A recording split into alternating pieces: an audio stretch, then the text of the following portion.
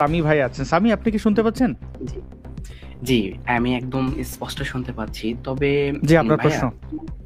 হ্যাঁ, প্রশ্নতে আসতেছি। তবে বিগত ৯ নাম্বার বা ৮ নাম্বার লাইভে এখানে এস্টিমেটে আমি আপনার সাথে যুক্ত হয়েছিলাম। কিন্তু YouTube এ কে জানি কমেন্ট করতেছে বা এস্টিমেটে আরেকটা সামি কমেন্ট করতেছে। তো ওখানে আপনি আমাকে একটা মানে একটা কথা বলে আরকি আমাকে মানে ওখান থেকে অপমান করে বের করে দিলাম। বিষয়টা হচ্ছে আমি লাইভেও কমেন্ট করি নাই, এস্টিমেটেও কমেন্ট করি নাই আরকি।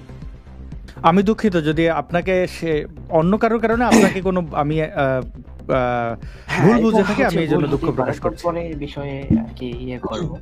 তো এখন হচ্ছে আসি কথায়, মূল কথায় যে যখন আরকি আপনি আমার নবীকে নিয়ে আরকি যখন মোহাম্মদকে নিয়ে যে মোহাম্মদের সত্যতা যখন তুলে ধরতেছিলেন তখন আপনাকে ফেসবুকে মানে করলে আইডির মধ্যে ঢুকলে দেখা যাবে আপনাকে আমি আরকি গালি দিয়েছিলাম। তো এইজন্য আমি আন্তরিকভাবে খুবই দুঃখিত ভাই আপনার কাছে। মানে ক্ষমা প্রার্থী।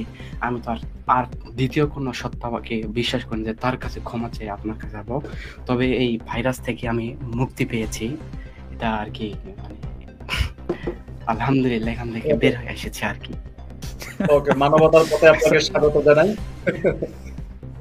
সামি ভাই কিন্তু গত কয়েকটা পর্বেতেও ঢুকে তিনি জানার জন্য চেষ্টা করছিলেন। এটা একটা ভালো বিষয় এবং আপনি বলছিলেন সামি ভাই যে আপনি আমাকে বকাঝকা করেছেন।